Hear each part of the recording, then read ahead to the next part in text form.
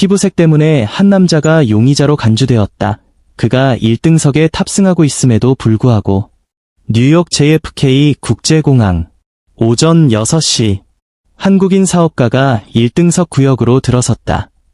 그는 티켓을 가지고 있었다. 손에는 600억 원짜리 계약서가 들려 있었다.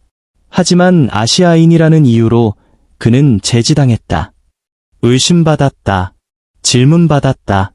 조용한 대치가 시작되었다. 그리고 그의 반응은 공항 전체를 숨죽이게 만들었다. 나는 정장이 감옥이 될 수 있다고는 생각해 본 적 없었다. 그것은 다림질이 완벽하게 되어 있고 칼라는 단정했으며 모든 바늘땀이 자부심을 재단하듯 날카로웠다. 하지만 그날 아침 JFK 공항에서 나는 내 최고의 정장을 입고 서 있었지만 여전히 낯선 이방인처럼 느껴졌다. 나는 지속 가능한 식품에 관한 국제회의에서 연설하기 위해 샌프란시스코로 가는 길이었다. 짐에는 친환경 포장 샘플, 정교한 한국 음식, 그리고 수많은 잠 못 이루는 밤을 준비한 프레젠테이션이 담겨 있었다. 그 순간 내 머릿속에는 단 하나의 생각뿐이었다. 고향의 음식 문화를 세계에 소개하는 것. 17번 게이트. 1등석 승객을 위한 탑승 구역. 나는 이전처럼 서두르지 않고 주저하지 않고 수속 카운터로 걸어갔다. 나는 직원에게 탑승권을 내밀었다. 젊은 여성, 표정이 약간 굳어 있었다. 그녀는 탑승권을 스캔하지 않았다. 나를 바라볼 뿐이었다. 천천히, 마치 뭔가 잘못된 것을 찾으려는 듯한 눈빛이었다. 아무도 말하지 않았지만 나는 그 눈빛을 알아챘다. 여기에 있어서는 안 되는 사람에게 보내는 눈빛. 나는 가만히 서 있었다. 침묵 속에서 차가움이 옷깃 사이로 스며들기 시작했다. 그녀는 동료에게 몸을 돌려 무언가를 속삭였다. 동료는 몸을 숙여 나를 힐끗 보고는 살짝 고개를 끄덕였다. 나는 여전히 움직이지 않았다. 하지만 내 심장 박동이 선명하게 들렸다. 분노 때문이 아니라 부끄러움 때문이었다. 설명할 수 없는 부끄러움. 당신은 거기에 있을 권리가 있다는 것을 알지만 그들의 눈빛은 당신이 뭔가를 훔친 것처럼 느끼게 만든다. 내 탑승권이 마침내 스캔되었을 때 익숙한 삑 소리가 마치 은혜를 베푸는 듯 들렸다. 나는 걸어갔다. 어깨를 펴고 표정은 변함없이. 하지만 마음속에서 무언가가 떨어졌다. 조용히, 무겁게. 나는 탑승권 한 장이 나를 소속되지 않은 사람처럼 느끼게 할 줄은 몰랐다. 그것은 내 손에 있었다. 내 이름이 선명하게 인쇄되어 있었다. 박민준. 1등석. 샌프란시스코행. 중요한 비행. 글로벌 회의. 몇 달 동안 준비한 연설. 나는 여성 직원에게 탑승권을 내밀었다. 그녀는 그것을 받았다. 하지만 스캔하지 않았다. 그녀는 나를 바라보았다. 몇 초 동안 아무 말 없이 단지 바라보았다. 마치 내가 누구인지 아니면 무엇인지 확인하려는 듯. 그러더니 그녀의 목소리가 들렸다. 가볍지만 내 피부가 팽팽해질 정도로 단단하게. 신분증을 보여주실 수 있나요? 나는 고개를 살짝 기울였다. 약간 놀랐다. 탑승권에는 이미 내 이름이 있고 그녀는 아직 스캔하지 않았다. 다른 누구도 묻지 않았다. 단 한 명도. 나는 지갑을 꺼냈다. 그녀에게 운전면허증을 건넸다. 그녀는 그것을 받아들고 손이 잠깐 멈칫했다. 마치 그것으로 뭘 해야 할지 모르는 듯. 그녀는 스캔하지 않았다. 아무것도 입력하지 않았다. 그저 뒤에 있는 동료에게 무언가를 속삭였다. 그리고 다시 나를 보며 내 눈을 마주치지 않았다. 여기서 잠시 기다려주세요. 나는 뒤로 물러났다. 탑승 라인 옆에 서 있었다. 아무도 내가 거기에 있어서는 안 된다고 말하지 않았다. 하지만 주변의 모든 것이 그것을 외치고 있었다. 나는 손에 든 탑승권을 흘끗 보았다. 내 이름은 여전히 거기에 있었다. 굵은 글씨로, 선명하게, 틀림없이. 하지만 그들의 눈빛은 다른 것을 읽었다. 의심, 경계, 이상 징후의 암시. 보안 요원이 다가왔다. 질문 없이 그냥 내 옆에 서서 상황을 아니면 위험을 평가하는 듯했다. 나는 여전히 가만히 서 있었다. 조용히. 반응하지 않았다. 다투지 않았다. 그들이 기대했을지도 모르는 소란을 피우지 않았다. 나는 내가 자격이 있다는 것을 증명하고 싶지 않았다.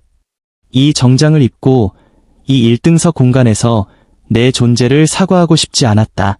대신 나는 손을 바지 주머니에 넣었다. 전화기를 꺼냈다. 그리고 단 한 가지를 했다. 나는 번호를 눌렀다. 전화벨이 2번 울리고 연결되었다. 나는 즉시 말하지 않았다. 하지만 내 마음속에는 한 가지가 분명했다. 나는 그들과 다르다는 이유로 이협이 아니라는 것을 증명해야 하는데 너무 익숙해져 있었다. 나는 소리 내지 않았다. 그냥 전화기를 꺼내 전화했다. 내 목소리는 평온했고 거에 속삭이듯 했지만 한 글자 한 글자가 분명했다. 김 사장님, 박민준입니다. 17번 게이트에 있습니다. 짧은 침묵. 그리고 나는 계속했다. 호라이즌 에어와의 600억 계약 기억하시죠? 한국 음식 지속 가능, 폐기물 제로. 지난주에 체결한 계약입니다. 네, 맞습니다. 이 비행기입니다. 나는 더 말할 필요가 없었다. 상대방은 이해했다. 나는 단지 그에게 동부지역 책임자에게 연락해 달라고 부탁했다. 내 목소리는 높지 않고 날카롭지 않았다. 화도 내지 않았다. 단지 피로함이 있었다. 나는 여전히 그 자리에 서 있었다. 전화기를 손에 쥐고 아무데도 보지 않았다. 나는 짜증을 내지 않았다. 물러서지도 않았다. 나는 그저 기다렸다. 그들이 깨닫기를 기다렸다. 내가 존중받기 위해 허락을 구할 필요가 없는 사람이라는 것을. 앞쪽에서 여성 직원이 무전기를 통해 무언가를 말했다. 그녀는 고개를 들어 내 눈과 마주쳤다. 그리고 처음으로 그 눈빛은 더 이상 공허하지 않았다. 친절함은 아니었다. 단지 인식이었다. 내가 거기에 서 있다는 것, 내가 사라지지 않았다는 것. 줄에 서 있던 누군가의 목소리가 들렸다. 이렇게 오래 걸리는 거지? 무슨 문제라도 있는 건가? 나는 뒤돌아보지 않았다. 그 소리에 너무 익숙했다. 그러자 전화기에서 김 사장님의 목소리가 들렸다. 동부 운영 부사장과 연락했습니다. 기내식 서비스 감독과도 직접 이야기했습니다. 즉시 해결할 겁니다. 필요하다면 본사도 나설 겁니다. 법무팀에 알릴까요? 나는 잠시 멈췄다. 필요 없습니다. 나는 조용히 말했다. 그들이 무슨 일이 일어나고 있는지 스스로 깨닫게 하세요. 나는 전화를 끊었다. 전화기를 주머니에 넣었다. 탑승권은 여전히 내 손에 있었다. 변함없이. 다만 이제 나를 바라보는 눈빛이 달라졌다. 기내식 서비스 감독과도 직접 이야기했습니다. 그들은 즉시 해결할 것입니다. 필요하다면 본사도 나설 것입니다. 법무팀에 알릴까요? 나는 잠시 멈췄다. 필요 없습니다. 나는 조용히 말했다. 그들이 무슨 일이 일어나고 있는지 스스로 깨닫게 하세요. 나는 전화를 끊었다. 전화기를 주머니에 넣었다. 탑승권은 여전히 내 손에 있었다. 변함없이. 다만 이제 나를 바라보는 눈빛이 달라졌다. 나는 마치 엘리베이터를 기다리는 것처럼 그 자리에 서 있었다. 서두르지 않고, 화내지 않고, 하지만 수동적이지도 않았다. 나는 불평하려고 전화한 것이 아니었다. 나는 그들에게 내가 보이지 않는 사람이 아님을 상기시키기 위해 전화했다. 김 사장님, 박민준입니다. 17번 게이트, 호라이즌 에어 비행기입니다. 나는 피해자가 아니라 마치 일정을 알리는 사람처럼 말했다. 주변의 누구도 내가 방금 600억 계약을 언급했다는 것을 몰랐다. 그들이 전혀 모르는 것은 그 계약이 그들의 전체 비행 시스템에 한국 음식을 공급하는 계약이라는 것이었다. 그리고 그 누구도 알 필요가 없었다. 나는 여전히 그 자리에 홀로 서 있었다. 공항에서 흔히 볼 수 있는 아시아 남성과 다를 바 없어 보였다. 깔끔한 코트, 손에 든 여행 가방, 특별할 것 없는 모습. 그들은 경기도 한 구석에서 어머니가 자파상을 했던 내 어린 시절을 보지 못했다. 밤늦게 기름 냄새가 나는 손으로 집에 돌아오던 아버지를 보지 못했다. 그들은 내가 작은 원룸에서 음식에 대해 공부하던 날들을 보지 못했다. 직원을 고용할 돈도 없던 때에 음식 판매 웹사이트를 열었던 것도 보지 못했다. 나도 그 이야기를 하지 않았다. 그들이 그것을 볼 필요는 없었기 때문이다. 나는 단지 그들이 똑바로 보기를 바랐다. 그들이 붙잡고 있는 이 남자가 누구인지. 한국의 수십만 가정에 밥상을 차려준 사람. 음식이 단순한 맛이 아니라 기억이고 정체성이라고 믿는 사람. 나는 직접 어촌과 농장을 찾아다니며 작은 계약 하나하나를 체결했다. 비행기 기내식 상자가 화학물질과 수치심이 없도록 하기 위해서였다. 나는 그 이야기를 꺼내지 않았다. 그럴 필요가 없었다. 나는 그저 똑바로 담담하게 바라보았다. 게이트에 있던 여성이 마침내 고개를 들었다. 서두르거나 사과하지 않았지만 눈빛이 달라졌다. 그녀는 나를 보았다. 더 이상 확인해야 할 코드가 아니라 한 사람으로. 나는 여전히 그 자리에 서 있었다. 자존심이나 권력 때문이 아니었다. 나는 그들이 보기를 바랐다. 나는 특혜를 받기 위해 잘하지 않았다. 나는 누구도 나를 무시할 수 없도록, 그리고 그들이 그것을 깨닫게 하기 위해 자랐다. 나는 17번 게이트에 서 있었다. 탑승권은 여전히 내 손에 있었지만 그들의 시선은 내 얼굴에 고정되어 있었다. 아무도 내가 누구냐고 묻지 않았다. 그들은 단지 바라보았다. 그리고 충분히 안다고 생각했다. 이런 일은 새롭지 않았다. 나는 수년간 사람들의 눈빛에서 그것을 보아왔다. 그들은 로고도 명함도 없는 어두운 새 코트를 입은 아시아인을 보았다. 그리고 순간적으로 그들은 온갖 이야기를 지어냈다. 그들은 내가 조용히 식품 공급망 전체를 바꾼 세월을 보지 못했다. 비행기에서 제공되는 공산품 음식에 지친 고객들의 설문 하나하나를 경청했던 것도 몰랐다. 나는 무대 위에 서지 않았다. 화려한 슬라이드로 아이디어를 팔지도 않았다. 나는 단지 제안했다. 내게 맡겨주세요. 한국식 메뉴, 계절별, 농장에서 바로, 친환경 포장, 낭비 없이. 나는 프로젝터 없는 방에서 600억 계약을 체결했다. 손으로 쓴 계획서와 사람 사이의 신뢰만으로. 하지만 오늘, 여기서 모든 것이 원점으로 돌아갔다. 아무도 내 사무실에 걸린 상장들을 신경 쓰지 않았다. 농민들이 보내준 손으로 쓴 편지, 고향의 맛을 믿어줘서 고맙다는 떨리는 글씨를 아는 이도 없었다. 내가 카메라를 피하고 찬사를 싫어하며 권력을 증명의 도구로 쓰지 않았다는 것도 몰랐다. 나는 침묵을 믿는다. 결과가 스스로 말하게 하는 것을 믿는다. 하지만 보안 요원이 다가와 의심스러운 눈빛 외에 아무 이유 없이 나를 줄에서 빼냈을 때 나는 깨달았다. 때로는 당신이 아무리 잘해도 사람들은 진실이 아니라 편견으로 당신을 본다는 것을. 나는 화를 내지 않았다. 단지 약간 따끔했다. 침묵 속에서 기다릴 때 옷깃 사이로 스며드는 바람처럼. 의심받아서가 아니라 평생 동안 나는 그들이 생각하는 사람이 아니라는 것을 증명해야 했기 때문이다. 그리고 나는 다시 익숙한 일을 조용히 했다. 나는 전화를 걸었다. 요구하기 위해서가 아니라 설명하기 위해서였다. 목소리를 높이거나 강요하지 않았다. 결정권을 가진 이들이 알아듣도록. 그들이 여기서 붙잡고 있는 이 사람은 항공산업의 미래로 나아갈 기회를 준 사람이라는 것을. 그날 17번 게이트는 문제의 시작이 아니었다. 그것은 시험이었다.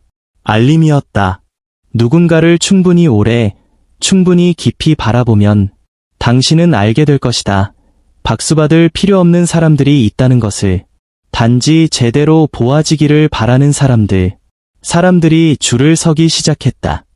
터미널의 차가운 공간 속에서 확성기 소리가 울려 퍼졌다. 나는 1등석 탑승권을 손에 쥐고 다가갔다. 툴사에서 오후 내내 이어진 회의로 아직 따뜻했다. 카운터에 서 있던 직원, 이름이 애슐린이었다. 나를 보고 탑승권을 빠르게 훑었다. 무심한 눈빛이 아니었다. 친절한 눈빛도 아니었다. 의심과 방어가 섞인 눈빛이었다. 나는 가볍게 고개를 끄덕이고 스캐너에 탑승권을 내밀 준비를 했지만 그녀는 한쪽으로 물러섰다.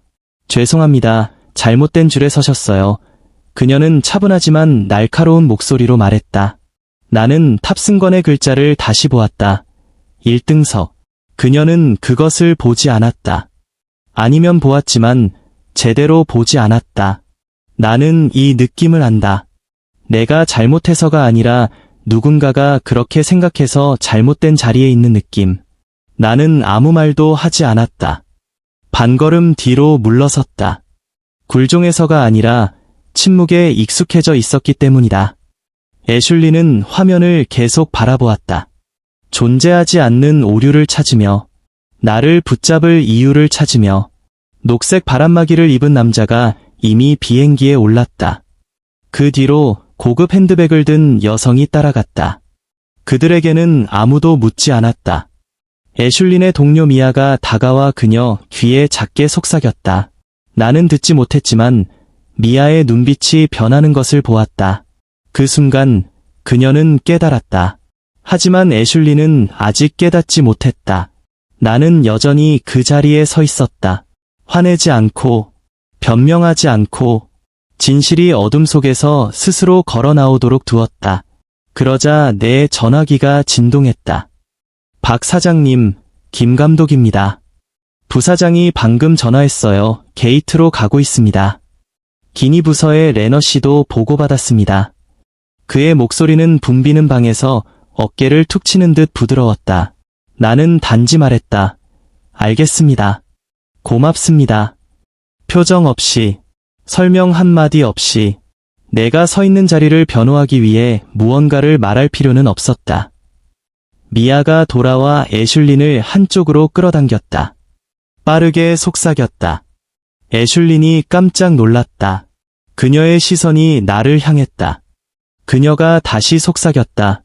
저 사람이 박민준이에요. 나는 미소 짓지 않았다. 고개를 들거나 확인하듯 끄덕이지도 않았다. 나는 단지 게이트를 지나갔다. 천천히, 담담하게. 왜냐하면 나는 알았다. 때로는 자신의 존재를 증명하는 가장 강력한 방법은 아무것도 증명하지 않는 것이라는 것을. 그녀는 그 자리에 서 있었다. 손으로 탑승권을 살짝 쥐고 그 위에 적힌 이름에서 눈을 떼지 못했다. 박민준. 아무도 알아차리지 않았다. 아무도 멈추지 않았다. 애슐린, 게이트 직원은 탑승권을 흘끗 보았다. 아니요, 잘못된 줄에 서셨어요. 그녀가 말했다. 그녀의 목소리는 차갑고 기계적이었다. 조금의 의심도 망설임도 없었다. 나는 그저 가만히 서 있었다. 반박하지 않았다. 변명하지 않았다. 그럴 필요가 없었다. 내 뒤에서 구겨진 카키색 바지를 입은 남자가 다가와 투덜거렸다. 줄이 점점 길어졌고 게이트에서 나는 삑 소리는 오류 없는 시스템의 심장 박동처럼 규칙적으로 울렸다. 사람만이 오류였다. 애슐린이 당황하기 시작했다. 그녀의 이어폰에서 호출음이 울렸다. 17번 게이트 보고. 문제가 있어요. 그 목소리 감독관의 목소리였다. 터미널 아침 공기보다도 차가웠다. 그녀는 나를 돌아보며 눈빛이 흔들리기 시작했다. 나는 그녀를 똑바로 바라보았다. 화내지 않고 원망하지 않고 단지 이 일을 너무 많이 겪어 더 이상 아프지 않은 남자의 눈빛이었다. 그녀의 동료 미아가 무언가를 속삭였다. 그러자 누군가가 물었다. 누구지? 한 박자의 침묵. 그러고는 미끄러지듯 공허함을 뚫고 번개처럼 속삭이는 소리. 저 사람이 박민준이에요. 바람은 불지 않았다. 하지만 17번 게이트 전체가 갑자기 멈춘 듯했다. 몇 분 뒤 전화 한 통이 호라이즌 에어의 운영이사 신시아레스의 사무실로 연결되었다. 그녀는 아직 먹지 않은 크루아상과 함께 분기 보고서를 읽고 있었다. 신시아, 김지현입니다. 박민준 사장님을 대신해 전화드립니다. 그녀는 똑바로 앉았다. 박민준, 글로벌 한국음식의 CEO라는 단어가 머릿속에 붉은 경고처럼 울렸다. 그분이 17번 게이트에서 비행기 탑승을 거부당했습니다. 신시아는 아무 말도 하지 않았다. 그녀는 일어섰다. 코트를 집어들었다. 비서에게 신호를 보냈다. 브랜드 보호팀의 션과 앨리스에게 전화해. 지금. 미니애폴리스 본사에서 통합 부서장 잭 레너는 점심을 먹다 소식을 들었다. 농담하는 거지? 박민준을 게이트에서 붙잡고 있다고? 이유 없이. 그는 포크를 탁자에 던졌다. 신시아에게 전화해. 지금 당장. 법무팀을 준비시키고 싶어. 이 소식이 언론에 새어나가면 더 이상 홍보 캠페인은 필요 없어. 현실로 충분해. 그리고 나는 여전히 17번 게이트에 서 있었다. 아무 말도 하지 않았다. 말할 필요도 없었다. 왜냐하면 때로는 당신이 화를 내지 않아도 전체 시스템을 무너뜨릴 수 있다. 그저 그 자리에 서서 누구도 무시할 수 없는 침묵으로. 가을 캠페인은 몇 달 동안 준비되었다. 나는 그 캠페인의 얼굴이었다. 지속 가능한 식품, 새로운 세대. 영상은 편집 중이었고 자료는 곧 배포될 예정이었다. 모든 것이 준비되어 있었다. 하지만 17번 게이트에서는 아무도 그것을 몰랐다. 나는 단지 카운터 앞에 선 중년 남자일 뿐이었다. 탑승권을 손에 들고 티켓 이름에 문제가 있다며 뒤로 물러서라는 요구를 받은. 나는 다투지 않았다. 목소리를 높이지 않았다. 나는 그저 그 자리에 서 있었다. 점점 무거워지는 공기 속에서. 애슐린, 게이트 직원, 손등으로 땀을 닦았다. 그녀는 떨고 있었다. 하지만 물러서지 않았다. 그녀는 계속 전화했다. 내 시선을 피하며. 주변에서 승객들이 웅성거리기 시작했다. 누군가는 전화기를 꺼냈다. 또 다른 누군가는 비행 정보 게시판을 보았다. 나는 움직이지 않았다. 하지만 모든 것을 똑똑히 들었다. 공기는 팽팽한 줄처럼 긴장으로 가득 찼다. 그러다 갑자기 한 여성이 나타났다. 하이힐 소리가 부드럽지만 단호하게 울렸다. 남색 정장. 가슴에 허라이전 배지가 달려 있었다. 그녀가 가까이 다가올 때 나는 바로 알아챘다. 신시아 레스였다. 그녀는 내가 누구인지 묻지 않았다. 그녀는 곧장 다가와 손을 내밀며 시선을 피하지 않았다. 박 사장님, 저는 지역 운영 이사입니다. 잠시 따로 말씀드리고 싶습니다. 나는 고개를 끄덕였다. 손에 든 전화기가 가볍게 주머니로 미끄러졌다. 우리는 사람들 사이를 벗어났다. 멀리 가지 않았다. 몇 걸음뿐이었다. 그녀는 바로 본론으로 들어갔다. 애둘러 말하지 않고. 호라이즌 에어를 대표해 사과드립니다. 이런 일이 일어나서는 안 됐습니다. 우리는 조사 중이며 내부팀에 직접 연락했습니다. 그녀의 목소리는 느리고 고르며 무언가 목이 메인 듯했다. 나는 그 느낌을 안다. 뭔가 크게 잘못됐음을 깨달았지만 처음부터 막기에는 너무 늦은 순간. 나는 귀 기울였다. 아무 말도 하지 않았다. 말할 필요가 없었다. 나는 카메라를 들고 다니지 않았다. 취재진도 없었고 특별 대우를 요구하지도 않았다. 나는 그저 평범한 사람처럼 비행기를 타려 했다. 하지만 외모, 언어, 여권에 적힌 이름으로 사람을 분류하는 데 익숙한 시스템에서는 그조차도 너무 많은 요구인 듯했다. 신시아는 나를 보며 살짝 고개를 숙였다. 그리고 그 순간 카메라도 기자회견도 없이 한 가지 적나라한 진실이 드러났다. 존중은 주어지는 것이 아니다. 그것은 침묵으로, 품위로, 다른 이가 외면할 때 고개를 숙이지 않음으로써 쟁취하는 것이다. 그곳에 앉아 내 자리가 아니었다. 당신의 좌석은 어디로 지정되었나요? 그녀 깊은 생각에 잠긴 눈빛으로 태블릿을 단단히 쥔 손, 나를 풀리지 않는 퍼즐처럼 바라보았다. 이미 확인했습니다. 이게 당신 자리예요. 그녀의 목소리는 확신에 차 있었지만 나는 그 안에 넘을 수 없는 거리감을 느꼈다. 나는 손에 든 티켓을 내려다보았다. 내가 내 것이라 생각했던 자리. 저쪽 직선, 프리미엄 라인. 나는 사람들이 그곳이 특별한 승객을 위한 자리라고 말했던 것을 들었다. 신시아도 그것을 알고 있었다. 나는 눈을 깜빡이지 않고 서두르지 않았다. 죄송합니다. 제가 살짝 앞으로 기울었네요. 나는 부드럽게 말하며 침착함을 유지하려 했다. 그 사과 뒤에는 쉽게 삼킬 수 없는 진실이 있었다. 이것은 단순한 실수가 아니었다. 시스템이 의도적으로 외면한 문제였다. 카운터 뒤에 선 애슐리는 움직임 없이 조용했다. 이어폰은 여전히 옷깃에 걸려 있었고 무심한 관찰자 같았다. 나는 더 이상 말하지 않았다. 그저 신시아와 동료들 사이의 순간적인 눈빛 교환, 모든 움직임을 조용히 지켜보았다. 말없는 대화, 암시와 긴장으로 가득한 대화가 그들과 나 사이에서 벌어지고 있었다. 하지만 나는 여전히 붙잡혀 있고 분리되어 있었다. 승객들이 비행기에 올랐다. 하지만 나는 아니었다. 화면은 여전히 정시를 표시했지만 내 티켓은 나를 그 비행기에 태울 수 없었다. 나는 주변의 호기심과 경계심 가득한 시선을 외면하려 했다. 금발과 검은 직원 배지를 목에 건 신시아가 멀리 서 있는 남자에게 손짓했다. 저스틴 콜씨, 그녀가 소개했다. 지역법률 담당 책임자, 이미 준비된 변명을 내놓으려 하고 있었다. 나는 조용히 그들의 말을 들었다. 피상적인 사과와 진부한 설명 하나하나를. 깔끔한 정장을 입고 예의 바른 목소리의 저스틴은 상황을 진정시키려 했다. 우리는 이 문제의 심각성을 이해합니다. 나는 그들을 바라보며 문득 깨달았다. 이건 개인적인 사건이 아니라 보이지 않는 두터운 편견의 시스템이었다. 차갑고 단단한. 회사 가치가 반복해서 언급되었다. 마치 내 안에 쌓여가는 상처를 담을 수 없는 빈 도자기 항아리처럼. 나는 책상 아래로 가라앉는 듯한 느낌을 받았다. 침묵과 거짓으로 뒤덮여.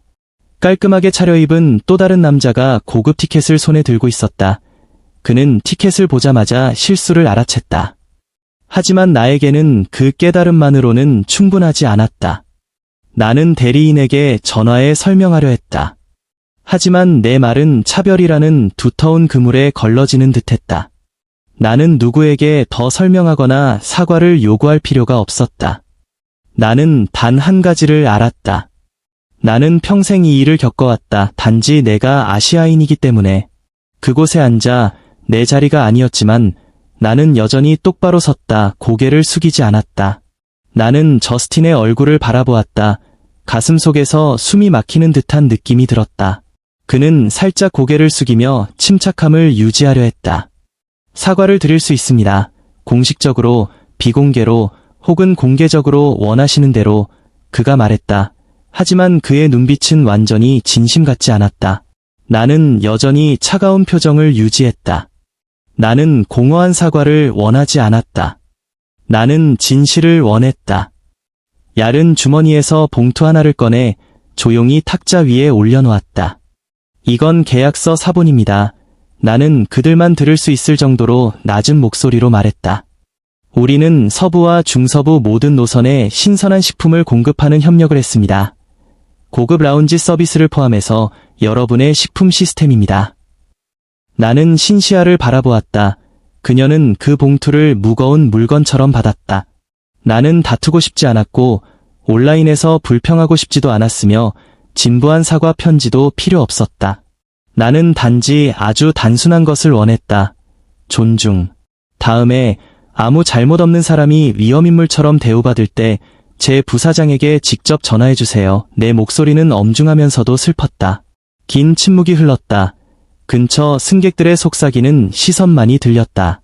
한 여성이 전화기를 만지작거리는 척했지만 모든 것이 분명히 녹화되고 있었다. 저스틴이 말을 시작하며 재평가와 필요시 인사조정을 약속하는 말로 상황을 진정시키려 했다. 하지만 그의 말은 내 안에서 솟구치는 고통을 누그러뜨리지 못했다. 나는 시계를 보았다. 시간은 느리게 흘렀다. 구원이 아니라 시련처럼. 신시아가 나를 비행기로 안내했고 나는 애슐리의 눈빛을 보았다. 실망과 당황이 뒤섞인 이름 붙이기 어려운 눈빛. 나는 그녀의 직원 배지를 보았다. 마치 긴 하루 끝에 남은 전부인 듯 단단히 쥐고 있었다. 나는 화를 내지 않았다. 그보다 더 나쁜 깊은 실망감이었다. 말이 필요 없었다. 승무원들이 게이트를 막고 있는 긴장된 침묵뿐이었다. 나는 비행기에 올라탔다. 평소의 따뜻한 환영이 아니라 내 숨결 하나하나를 살피는 듯한 차가운 시선과 주목 속에서 나를 담당한 승무원 조던은 내가 말하지 않아도 물병을 가져와 낮게 말했다. 필요한 게 있으시면 말씀하세요. 나는 물병을 내려놓고 가볍게 숨을 내쉬었다. 해방감 때문이 아니라 예측할 수 없는 일에 대비해야 했기 때문에. 밖에서는 공항 상황이 나아지지 않았다. 화면에는 10분 지연, 그리고 비행 연기가 표시되었다. 구체적인 이유 없이 그저 정체였다. 나는 조정실 문을 두드렸고 뒤에서 속삭이는 소리와 기계 돌아가는 소리를 들었다. 혼란과 탐색하는 시선 사이에 갇힌 느낌으로 나는 자문했다. 무엇이 가장 중요한가? 계약도 사과도 아니었다. 단 한 번이라도 인간으로서 제대로 인정받는 것, 내가 받아 마땅한 모든 가치, 존중, 공정함과 함께. 조용한 셧다운, 시끄럽지 않은 본사 닫힌 문 뒤에서 내려진 보이지 않는 결정처럼. 신시아는 나를 회의실로 안내했다. 변호사, 이기 관리자, 인사 담당자들이 서 있었고 그들의 얼굴은 말하지 않은 말들로 무거웠다. 그들은 모든 세부 사항을 확인하고 있어요. 그녀가 낮게 말했다. 내 시선도 무거워지기 시작했다. 그날 아침 당신과 직접 접촉한 모든 정보, 기록, 사람들, 전부 검토해야 합니다. 나는 내 무력함을 느꼈다. 권한이 없어서가 아니라 길게 이어지는 침묵이 보이지 않는 벽처럼 나를 둘렀기 때문에. 그날 나와 직접 일했던 직원이 따로 불러져 신문받았다. 아무도 나에게 말하지 않았다. 설명도 사과도 없었다. 나는 비행기 좌석에서 눈을 감았다. 그리고 수년 만에 처음으로 나는 분노를 느끼지 않았다. 단지 이상할 정도로 평온했다. 모든 것이 괜찮아서가 아니라 나는 이런 조용한 상처에 익숙해져 있었기 때문에. 나는 자동차 대리점에서 일하던 날들을 떠올렸다. 매니저가 내가 그 환경에서 살아남을 능력이 없다고 투덜대던 때. 그리고 내가 다르다는 이유로 고객이 아니라 직원으로 오해받던 순간들. 그런 일들은 존재해왔다. 조용하고 끈질기게 수년간 나를 따라다니는 유령처럼. 내 이름, 박민주는 그저 이름일 뿐이지만 그 뒤에는 넘어야 할 보이지 않는 벽이 있었다. 비행기 승무원 조던이 부드럽게 말했다. 박 사장님, 출발이 조금 더 연기됩니다. 나는 고개를 끄덕였다. 마음속에 작은 희망이 스며들었다. 밖에서 주변 사람들의 시선이 나를 향했다. 조용히, 판단이나 경멸 없이 단지 존중의 침묵이었다. 그 짧은 순간 조던은 그의 남동생 이야기를 했다. 지속 가능성 강연으로 인생이 바뀐 사람, 작지만 생명력 넘치는 이야기. 나는 가볍게 웃었다. 진짜 미소였다. 상처를 숨기기 위한 필요가 아니라 있는 그대로 인정받은 인간의 미소였다. 기장이 나와 났지만 분명한 목소리로 말했다. 문제는 고위팀과 논의되었습니다. 모든 것이 처리되고 있습니다. 나는 창밖을 보았다. 구름이 부드럽게 떠다니며 내가 내 몫을 다하고 있음을 상기시켰다. 신시아의 책상에 내부 보고서가 올라갔다. 깨끗하고 비정상적인 사건의 흔적 없이. 게이트 직원이 경고 없이, 소란 없이 보안을 불렀다. 그것이 이 일을 해결하는 데 필요한 전부였다. 마침내 비행기가 뒤로 물러나며 이륙 준비를 시작했다. 그날 인터넷에 사진 하나가 퍼지기 시작했다. 내가 차분히 게이트 옆에 서서 전화기를 귀에 대고 단호하지만 딱딱하지 않은 눈빛을 한 모습. 평범한 순간, 하지만 무게감이 있었다. 모든 일이 우리가 원하는 대로 끝나는 것은 아니지만 침묵, 책임감, 그리고 자존심이 길을 인도한다. 비행은 오후 1시 15분에 출발했다. 나는 그곳에 앉아 비행기가 샌프란시스코에 천천히 착륙할 때 창밖을 바라봤다. 승객들은 움직이기 시작했고 빠르고 급한 발소리가 사람들의 흐름을 이끌었다. 나는 환승구역으로 들어갔다. 대기 중인 차들이 있는 곳, 긴장된 공기가 천천히 흐르며 다음 연결편을 놓치지 않으려 했었다. 나는 마침내 비행기에서 내려 지친 발걸음을 이끌며 메리어트 호텔로 향했다. 그는 차 뒷좌석에 조용히 앉아 있었고 나는 전화기를 들며 침착함을 유지하려 했었다. 쏟아지는 문자와 이메일을 하나씩 확인하며 알림에 알림이 이어졌다. 허라이전의 운영 이사로부터 온 이메일, 법무팀의 사과 초안, 김 감독의 메시지, 그리고 온갖 곳에서 퍼져나가는 뉴스 블로그 링크들. 큰 폭발은 아니었다. 단지 적합한 사람들, 이 일을 이해할 수 있는 사람들 사이에서 조용히 퍼져나가는 잔물결일 뿐이었다. 하지만 모두에게는 아니었다. 그날의 컨퍼런스는 붐비고 활기찼지만 처음에는 신경 쓰지 않았다. 나는 토론에 뛰어들지 않았고 몰두하지도 않았다. 우리가 무대를 지나갈 때 몇몇 사람들이 나를 알아보기 시작했다.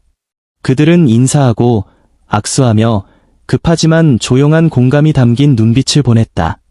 나는 해냈다. 하지만 모든 일이 시작된 공항에서는 아무도 위로의 말을 건네거나 그 사건을 언급조차 하지 않았다.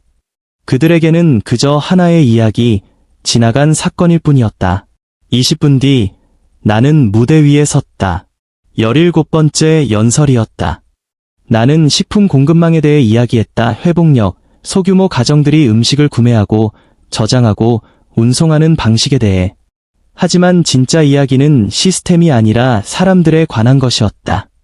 나는 멈춰서서 강당을 둘러보았다. 사업가들, 연구자들, 물류 전문가들, 그들은 귀 기울이고 있었다. 때로는 문제가 시스템에 있는 것이 아닙니다. 때로는 우리가 타인의 생각을 읽는 방식에 문제가 있습니다. 나는 목소리가 갑자기 낮아지며 말했다. 침묵의 순간이 흘렀고 나는 이어갔다. 우리는 새로운 농부, 새로운 공급업체, 혹은 게이트에서 유효한 탑승권을 가진 사람들을 찾고 있습니다. 하지만 우리가 타인에 대해 가정하는 것들은 종종 우리 자신을 더 많이 반영합니다. 작은 박수 소리가 울렸다. 요란하지 않았지만 나를 미소 짓게 하기에는 충분했다. 연설 후 시애틀의 유통회사에서 온 한 남자가 다가왔다. 지름길에 대해 뭐라고 했죠? 그가 물었다. 나는 웃으며 마음이 갑자기 따뜻해졌다. 썩는 것은 그 지름길에서 시작됩니다. 이 이야기는 공항에서만 일어난 것이 아니었다. 뉴욕에서 신시아는 사무실에 앉아 내부 감사 보고서를 조용히 검토했다. 애슐리의 기록에 문제가 있었고 그녀 신시아가 해고해야 했던 사람은 입을 열 기회조차 얻지 못했다. 서면 사과, 작은 인정도 제한되고 통제되었다. 나는 항공사 경영진이 무슨 말을 하는지 알지 못했다. 나는 단 한 가지를 알았다. 침묵, 회피는 때로는 외침보다 더 위험하다. 빛나는 조명과 분주한 소음 속에서도 호라이지 같은 사람들이 있었다. 조용히 일하며 아무도 보지 않아도 진실과 공정을 지켰다. 그리고 나도 그렇게 계속할 것이다. 소리치지 않고 폭력적이지 않으며 조용한 인내와 확고함으로. 시민권 자문 그룹에서 새로운 소식이 발표되었다. 그들은 사회에 스며든 편견과 차별에 맞서기 위해 새로운 파트너십을 설립했다. 몇몇 언론은 내 이름을 간접적으로 언급했다. 짧은 인용문에서 그들은 말했다. 최근 사건들은 우리가 아직 해야 할 일이 많다는 것을 상기시킵니다. 나는 대답하지 않았다. 댓글을 달지 않았고 그 기사를 공유하지도 않았다. 나는 일상으로 돌아갔다. 마치 아무 일도 없었던 것처럼. 하지만 이야기는 멈추지 않고 퍼져나갔다. 그것은 신문에서 요란하게 터지지 않았고 외침도 없었다. 호라이즌 에어 직원들의 휴게실에서 조용히 속삭이는 소리일 뿐이었다. 그날 아침 공항 터미널에서 아침을 먹는 사람들 사이에서 나는 그 이야기를 다시 말했다. 나는 전화기를 들고 급하게 오가는 사람들 속에서 조용히 서 있는 사진을 찍었다. 목격자는 그것을 조용한 리더십이라 불렀다. 시끄럽지 않고 화려하지 않지만 단단하고 힘있는. 나는 경기도 외곽의 작은 주방에서 반찬각 식당의 불 앞에서 여전히 분주한 어머니를 떠올렸다. 그 이야기, 어머니가 말했다. 그녀의 아들 답네처럼 때로는 당신이 할 수 있는 가장 큰 일은 아무 말도 하지 않는 것이라고. 큰 외침이 항상 자부심은 아니다. 때로는 품이 있는 침묵, 자신의 자리에서 최선을 다하는 것, 냉담한 시선과 편견 앞에서도 우아함으로 공정을 지키는 것이 자부심이다. 나는 그날이 올지 확신하지 못한다. 하지만 공항에서 내가 지키고 싶었던 것은 1등석 좌석이 아니라 나 자신, 내가 지닌 가치였다. 그것은 아마 우리 각자의 자부심일 것이다. 이 이야기는 당신을 위한 것이다. 나는 그것이 비록 작더라도 변화를 만들기를 바란다. 어떤 이야기는 외치지 않아도 듣는 이의 마음에 영원히 기억된다. 그날 공항에서 누군가에게는 그저 작은 실수였을지 모른다. 하지만 나에게는 그것이 내 인생 전부를 걸고 나를 주장한 순간이었다. 우리는 종종 행동으로, 품위로, 힘으로, 때로는 분노로 더 많은 것을 말한다. 하지만 잊지 마라. 때로는 침묵으로도 대답할 수 있다. 나는 그것이 당신이 선택하는 방식이 아니기를 바란다. 나는 당신이 누군가의 차가운 시선 앞에서 떨지 않기를 바란다. 나는 내가 그 침묵 없이 나를 지킬 수 있기를 바란다. 이야기를 들어줘서 고맙다. 비록 그것이 항상 유쾌하거나 빛나지는 않더라도. 인생은 책처럼